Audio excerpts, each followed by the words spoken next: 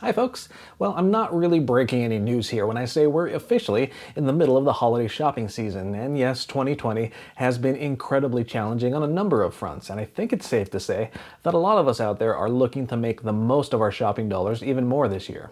And couple that with the increases in cord cutting and streaming we've all seen, and while this seems like a good time to go over some of the best streaming device options out there. And so last week, Jess and I went over some of the highlights from our various gift guides over at cordcuttersnews.com, and in this video, I thought we'd focus specifically on streaming devices, namely the best streaming device options at several key price points, under 30, under 50, under 100, and then 100 and up. So if you've been searching for gifts and looking for the best bang for your cord-cutting bucks, well, I hope this helps. These are 2020's best streaming devices at any price. And real quick, before we dive into the different price ranges, let's set up some ground rules first. So we're publishing this, as we mentioned, right in the middle of the holiday shopping season, with sales and deals coming in hot at a rapid pace. So for the purposes of this video, we're basing our picks and the categories they fall into based on their standard MSRP. So if we mention a pick you're interested in, don't be shocked if you uncover a deal that gets you said device for even cheaper. And of course, you can keep up with all the latest cord cutting and streaming deals this holiday over at our deals page on cordcuttersnews.com, and we'll have a link to that hub included down below in the video description. And now with all that established, let's highlight some cool streaming devices, shall we? The best streaming devices under $30. In the under $30 category, we've got a pair of options, both based on extremely popular platforms. First up is Amazon's latest entry in the budget streaming category, the new Fire TV Stick Lite. Now, this is not to be confused with the virtually identical Fire TV Stick that usually retails for about $10 more. No, for the Lite, Amazon basically shaved off a couple of features, including some TV control buttons on the included remote and Dolby Atmos support, to slide this new model in under the $30 limit.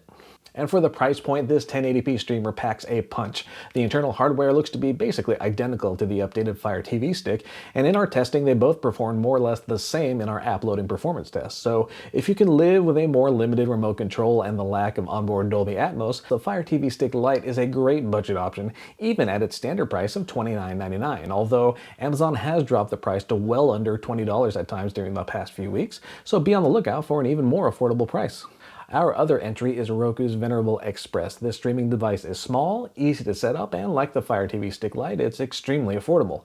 It's also a 1080p max streamer, so it might make sense for a secondary TV around the house, dorm room, or office. And while it didn't receive a 2020 refresh, the current Express still runs Roku's extensive app library just fine, especially after the most recent Roku OS 9.4 update. And yes, we're still waiting on official support for the HBO Max app on Roku's platforms, but other than that, the Roku Express offers a large library of supported apps and streaming services, all in a small, affordable package. And again, you'll likely find it for a bit cheaper than its regular $29.99 price tag as well.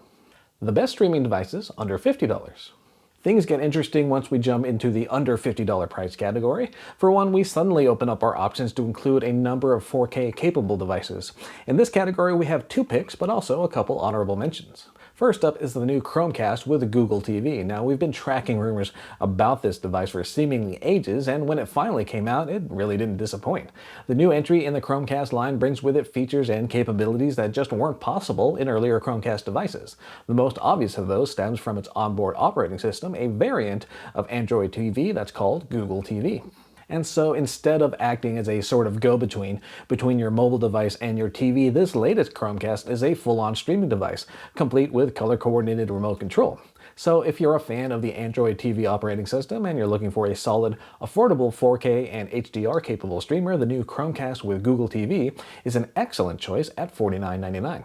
Meanwhile, Roku Streaming Stick Plus remains a solid 4K streamer that installs straight into your HDMI port and offers strong Wi-Fi performance.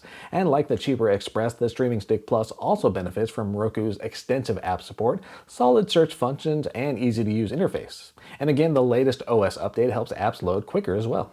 Beyond that, the Streaming Stick Plus also offers Apple AirPlay support, which offers a fairly straightforward pathway to watching HBO Max on your TV. Just fire up the app on your iPhone, for instance, share it with your Streaming Stick Plus, and there you go. It's not as elegant as a dedicated app, but for now, it works. And even without that handy workaround, the Streaming Stick Plus is a solid buy at, again, $49.99.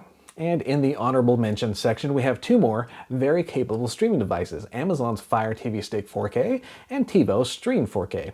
And as you might gather from their names, both of these devices support up to 4K resolution. The Fire TV Stick 4K is a capable streamer that would make a great fit for heavy Prime Video users.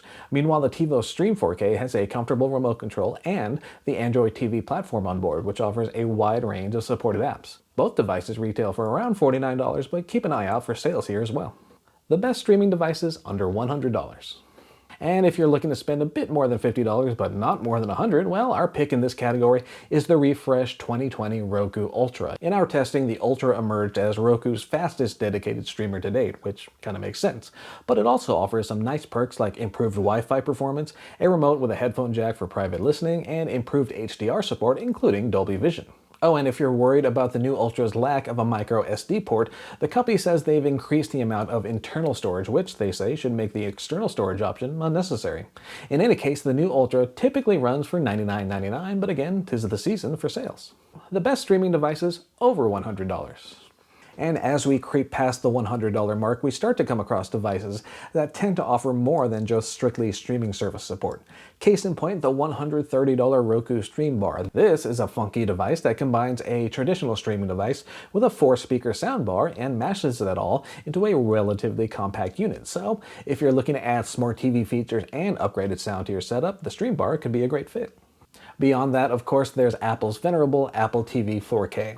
Now, we were expecting a revised version to drop at some point in 2020, but it never arrived. Still, the current Apple TV 4K is a very, very capable machine that works well with Apple's ecosystem, naturally, and that includes the company's growing Apple TV Plus streaming service. Beyond that, it also serves as a competent gaming machine when paired with the Apple Arcade service. The 32GB version retails for around $179. And speaking of gaming chops, NVIDIA Shield TV Pro continues to be a solid streaming choice with a loyal following. Beyond its Android TV experience, the hardware also lets you stream high-end games from a compatible computer to your TV. And it also works well as a Plex media server. Not bad for a device that starts around $199.99. And of course, I'd be remiss if I didn't mention we have a new generation of game consoles now on the market. Well, theoretically on the market. Actually getting one this holiday season has proven to be rather difficult for a lot of folks. That said, the new PlayStation 5 and the Xbox Series S and Series X each offer way more than enough power to serve as capable streaming devices. We took a look at these new consoles in more detail in an earlier video, which you can find linked down below in the video description, but it's worth pointing out here that streaming support continues to evolve on these new devices. And ever since their respective launches, we've seen some interesting issues pop up, like the fact that the Disney Plus app maxes out at 1080p on the PlayStation 5, or the lack of HDR support in the YouTube app on both the PS5 and the new Xbox platforms. But it's still very, very early days, and we expect odd issues like these to be addressed as the consoles mature. Wrapping it all up. So there you go, those are our picks for streaming devices at a wide range of price points. And yes, it's worth repeating once more that we're in the middle of the holiday shopping season, so don't be surprised to see a lot of deals flying around for many of the devices listed here. And again, you can stay on top of those deals over on our deals page on cordcuttersnews.com. But before we go, just a quick tip for anyone considering buying a streaming device for a friend or loved one. And this advice comes from the game console world, but I think a lot of it still applies to the streaming device world as well, especially if you're buying someone their very first such device. And so if that is the case, you might consider getting the device ready beforehand just to make their initial experiences as stress-free as possible. Now that can include just updating the device to the most recent firmware or setting up their favorite services ahead of time.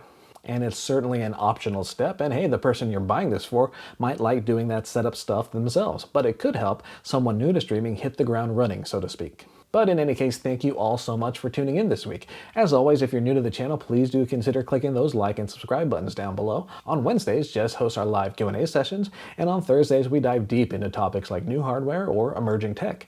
And then on Fridays, it's Cord Cutting Weekly, where we wrap up the week in cord cutting and streaming news. And until next time, I hope everyone out there has a pleasant shopping experience, and we'll see you all again soon. My name is Philip Palermo. Thanks again for watching. Take care.